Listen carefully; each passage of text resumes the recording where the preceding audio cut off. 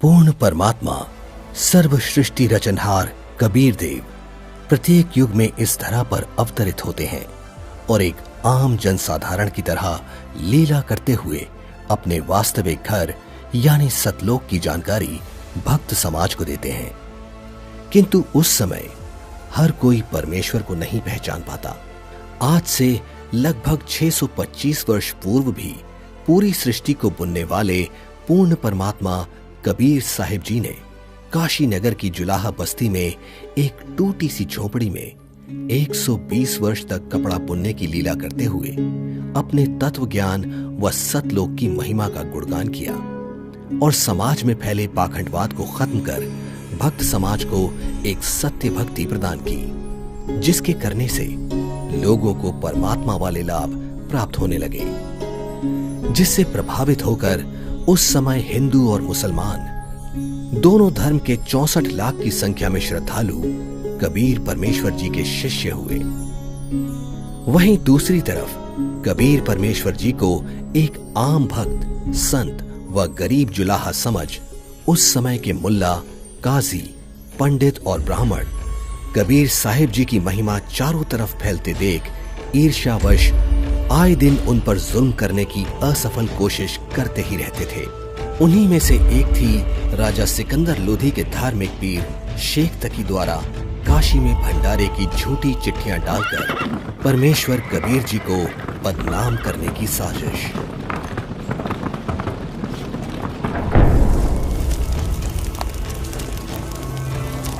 इस कबीर ने तो हम सभी का जीना हराम कर रखा है। हमने उसे मारने की कितनी बार कोशिश कर ली, लेकिन वो हर बार किसी न किसी तरह बच ही जाता है। अब नहीं बच पाएगा। अब की बार मैं ऐसा पैंतरा फेंकूंगा कि उसे काशी छोड़कर भागना ही पड़ेगा। ऐसा क्या सोचा है पीर जी? पास आओ।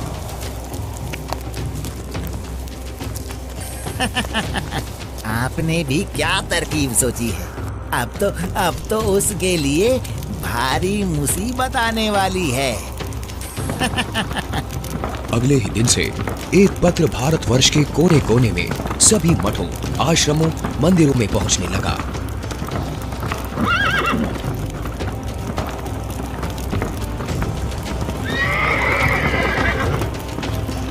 पत्र में लिखा था, मान्यवर कबीर सेठ पुत्र नूर अली अंसारी, जुलाहों वाली कॉलोनी, काशी शहर में 3 दिन का धर्म भोजन भंडारा कर रहे हैं, जिसमें सब साधु संत आमंत्रित हैं। भंडारे में प्रतिदिन प्रत्येक भोजन के बाद 1 सोने की मोहर व दोहर दक्षिणा में दी जाएगी। भोजन में लड्डू, जलेबी, हलवा, खीर, दही बड़े, मालपुए, रसगुल्ले आदि आदि सब मिष्ठान खाने को मिलेंगे। साथ में सूखा सीधा भी दिया जाएगा। सभी शिष्यों को बता दो, भंडारे में सभी को चलना है।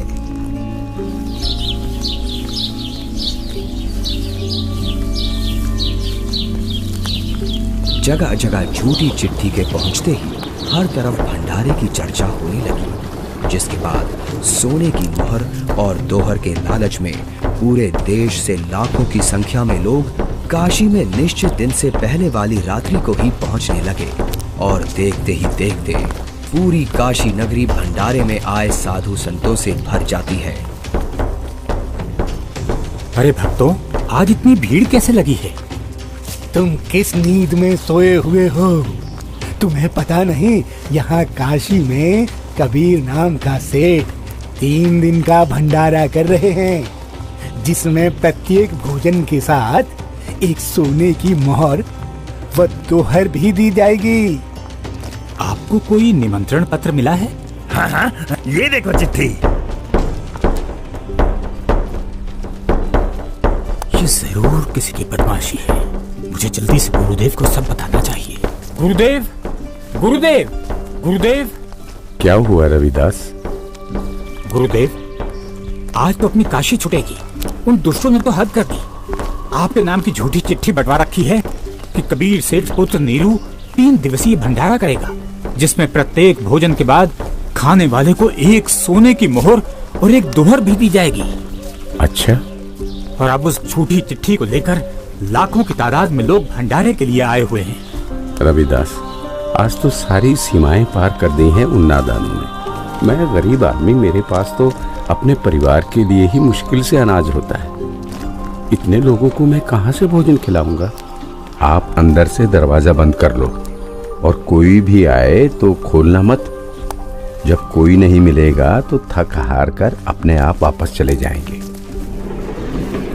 गुरुदेव, ये नकली धर्म के ठेकेदार रोज आपके खिलाफ कुछ ना कुछ षड्यंत्र रचते ही रहते हैं। कोई बात नहीं रविदास, जैसे तैसे आज का दिन और निकाल लेते हैं। रात को निकल जाऊंगा मैं अपने परिवार को लेकर कहीं दूर। तंग आ चुका हूं मैं इनके इन रोज रोज के कारनामों से। मैं बोलता सच्चाई हूं और ये समझते उसको निंदा है। आ जाओ रविदास, बैठ जाओ। दोनों भगवान को याद करते हैं। आपत्ति के समय उसी को याद करना चाहिए। वही सबकी लाज रखते हैं, हमारी भी रखेंगे। जिसके बाद परमेश्वर कबीर जी अपने 2 रूप धारण कर एक रूप में तो रविदास जी के साथ झोपड़ी में विराजमान रहते हैं तथा दूसरे रूप में ऊपर सतलोक में पहुंच जाते हैं।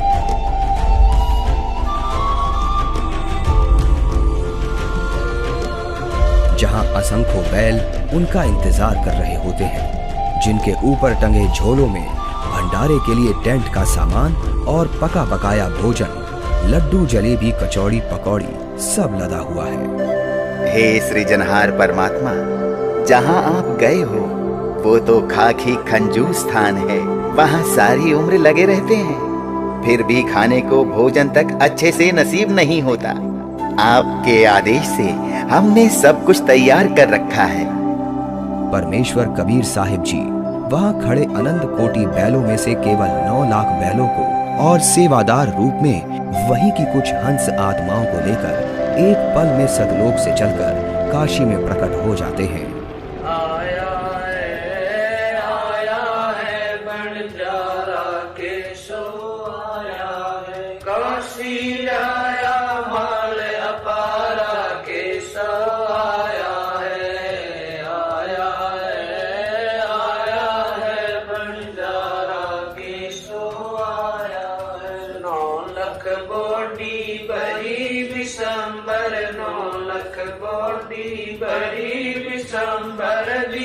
कबीर भंडारा के सो आया है, आया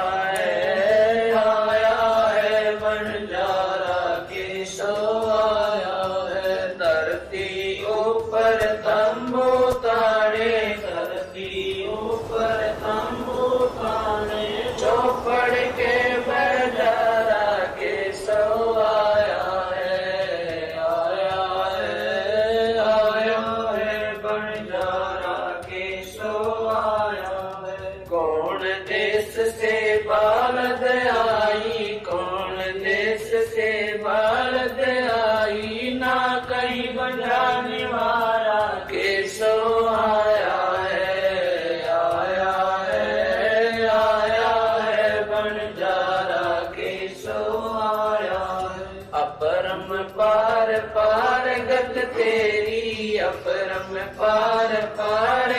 तेरी कित उतरी जलधारा के सो आया है, आया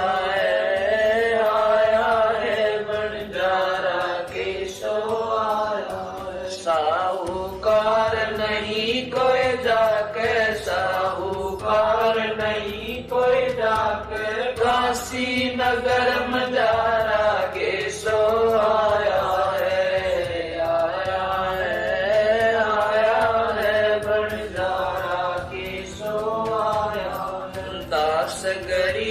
कलप से उतरे दास गरीब, कलप से उतरे जिया पे अलख कर तारा के सो आया है, आया है बंजारा के सो आया है। दास गरीब कलप से उतरे, दास गरीब कलप से उतरे जिया पे अलख कर तारा के शो आया है, आया है, आया है, भंडारा के शो आया है।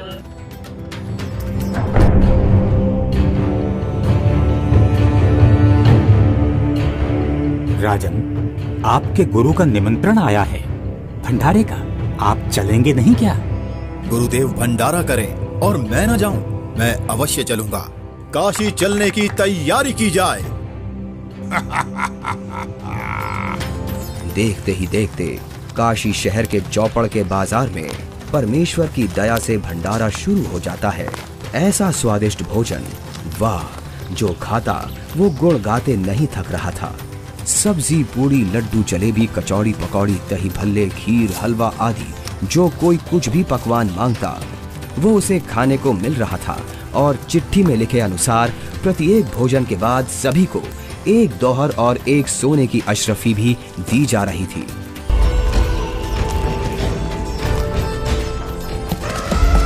उधर से दिल्ली के बादशाह सिकंदर लोधी भी, जो परमेश्वर कबीर जी का शिष्य हो चुका था, अपने धार्मिक पीर शेख तकी के साथ भंडारे में पहुंच जाता है। अरे ये क्या हो रहा है? ये भंडारा कैसे चल रहा है? भंडारे में परमेश्वर कबीर साहिब जी की जय जयकार सुनकर जहां शेख तकी ने सोचा तो था कि कबीर अपनी झोपड़ी छोड़कर भाग गया होगा और लोग उसको गाली दे रहे होंगे, किंतु उसके विपरीत भंडारा चलते देख शेख तकी के तो तन बदन में आग लग गई। हे भक्तों, कबीर साहिब जी किधर हैं? कबीर साहिब जी का तो मालूम नहीं, किंतु उधर सफेद तंबू में एक व्यक्ति बैठा है, वही भंडारे की सारी व्यवस्था किए हुए है।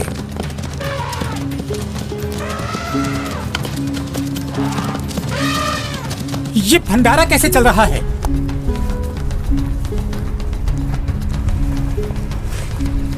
कौन है आप और कबीर जी से क्या नाता है आपका? मैं एक बंजारा हूँ और कबीर जी मेरे पगड़ी बदल मित्र हैं। उनका संदेश मेरे पास गया था कि एक छोटा सा भंडारा करना है, थोड़ा सामान लेते आइएगा। और भंडारा चल रहा है। 18 लाख आदमी भोजन कर रहे हैं, ये इसे छोटा सा भंडारा कह रहा है। कबीर जी कहाँ हैं? वो क्यों नहीं आए? हे राजन, उनका दास जो बैठा है, उनको तकलीफ उठाने की क्या आवश्यकता? आप भोजन ग्रहण कीजिए। नहीं नहीं, भोजन भंडारा तो मैं गुरुदेव के दर्शनों परांत ही करूंगा।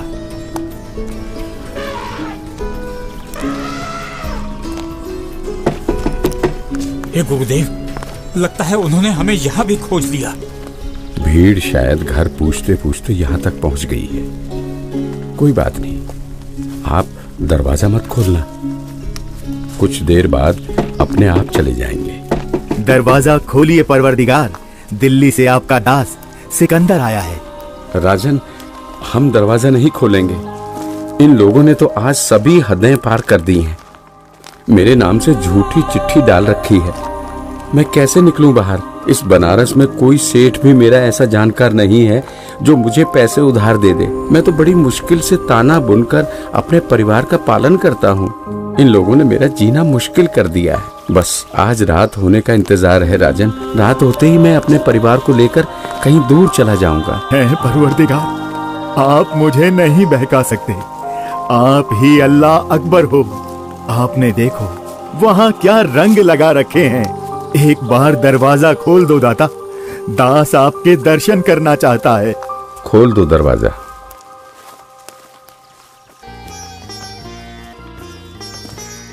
हे परवरदिगार, भंडारे में सभी जगह आपकी जय जयकार हो रही है। हर कोई आपके दर्शन करना चाहता है। दया करो परवरदिगार, दया करो। राजा सिकंदर लोधी के आग्रह करने पर परमेश्वर कबीर जी जैसे ही भंडारे में चलने के लिए खड़े होते हैं, तभी उनके सर पर अपने आप ही हीरे पन्ने से जड़ा हुआ एक बहुत ही सुंदर मुकुट आ जाता है और कुटिया से बाहर निकलते ही उस परम पिता पर आसमान से फूलों की वर्षा होने लगती है। रविदास जी, आज ये सेवा मुझ दास को दे दीजिए। आप तो रोजाना करते हो।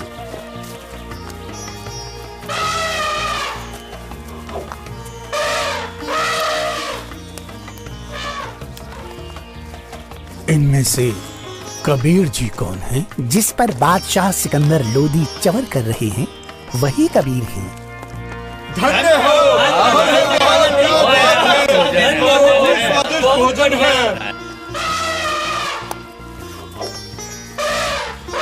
इसके बाद कबीर साहिब जी अपने ही दूसरे रूप केशव से मिलने के लिए उनके तंबू में आते हैं और जो ही परमेश्वर कबीर जी तंबू में प्रवेश करते हैं तो देखते ही देखते अपने आप उनके लिए एक सुंदर सिंहासन लगने लग जाता है जिस पर चारों तरफ हीरे पन्ने मोती जड़े हैं।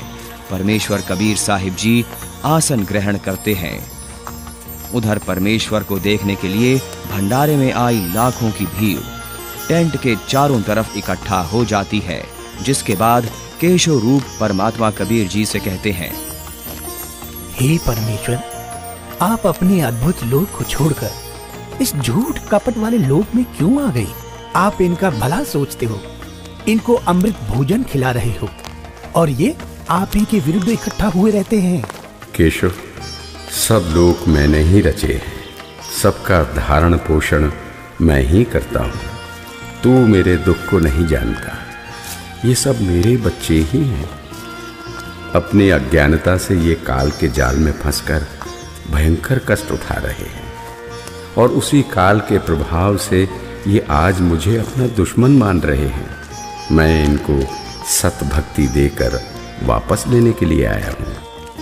परमेश्वर जी, आप हंस लोक को छोड़ इस जीव लोक में आए, जिनका हाड़, चाम और रक्त का बना शरीर है, जिसमें विष्ठा भरी पड़ी है। आप इनसे कैसे भक्ति कराओगे? केशव, भैंस या गाय आदि को बच्चा होने से पहले उसमें सिर्फ हाड़ चाम होता है, दूध नहीं होता। और जब बच्चा हो जाता है तो उसी हाड़ चाम के शरीर से दूध की बाल्टी भी भर जाती है। ठीक इसी प्रकार मैं इनमें भक्ति प्रवेश करूंगा और उस भक्ति से इस हाड़ चाम के शरीर में ही इनको सतलोक प्राप्ति होगी। हे परमेश्वर, ऐसे लोक में जहाँ जमीन पर पांव रखते ही दंड लगता है, ऐसे गंदे लोक में आपकी रहनी पर मैं बलिहारी हूँ। वही शेख तकी की चाल उसी पर उल्टी पड़ गई। उसने लोगों को इकट्ठा तो इसलिए किया था कि कबीर किसी को भोजन करा नहीं पाएगा और लोग उसको गालियां देंगे, लेकिन कबीर जी ने उन इकट्ठा हुए लाखों भक्तों को 3 दिन तक मोहन भोजन भी खिलाया और सोने की मोहर व दोहर देकर सत्संग से उनका अज्ञान अंधेरा भी हटाया। फिर भी ये सब शेख तकी से देखा नहीं गया। उसके अंदर जलती ईर्ष्या की आग इतने महान समागम में भी कमी ही ढूंढ रही थी और इसी आग में शेख तकी मुंह बनाकर सिकंदर लोधी से कहने लगा, चलो राजन, इसने क्या भंडारा किया है? बहुत अच्छा सा किया है। ऐसे ऐसे तो हम 100 भंडारे कर देंगे। शेख तकी ने जब इतना कहा ही था कि बोलते बोलते उसका मुंह टेढ़ा का टेढ़ा ही रह गया और वो गूंगा बहरा भी हो गया। उसने कुल 52 बार कबीर साहिब जी पर जुल्म किए, परंतु ये उसके जीवन की आखिरी बकवाद थी जो उसने कबीर परमेश्वर जी के साथ की। 3 दिन तक समागम चला। तीसरे दिन सेवकों ने बचा हुआ सामान व टेंट आदि बैलों पर लाद दिया और चल पड़े।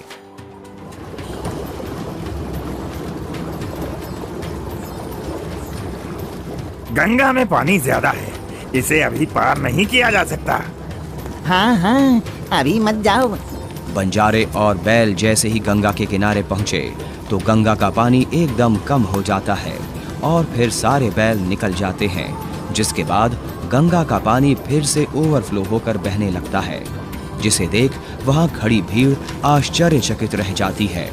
जाइए केशव, कहीं आपके बंजारे दूर ना निकल जाएं।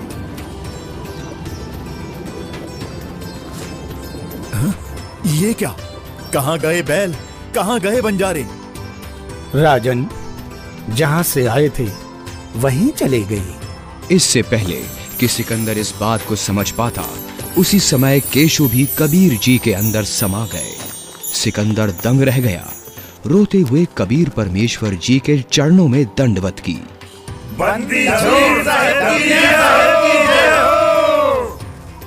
इस प्रकार परमेश्वर कबीर साहिब जी ने उन दुष्टों की इस साजिश को भी नाकाम करते हुए यह लीला की और भक्त समाज के सामने एक उदाहरण पेश किया कि चाहे कोई गरीब हो या अमीर, भगवान की भक्ति हर इंसान कर सकता है। जैसे मैंने कपड़ा बुनकर अपना व अपने परिवार का पेट पाला और भक्ति भी की, तो समय आने पर परमात्मा ने मेरी लाज भी रखी। उसी प्रकार आप भी मुझ पर यानी परमात्मा पर विश्वास करो और भक्ति करो। फिर देखना, जब कभी भी आपको मेरी आवश्यकता होगी तो मैं आगे खड़ा मिलूंगा।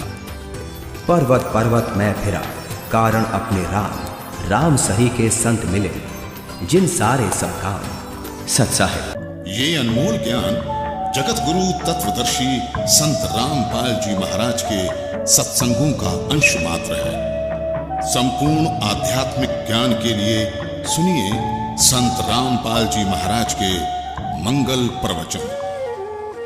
आप संत रामपाल जी महाराज जी के मंगल प्रवचन संत रामपाल जी महाराज एप्लीकेशन पर भी सुन सकते हैं तथा उनके द्वारा लिखी पुस्तकें भी डाउनलोड कर सकते हैं।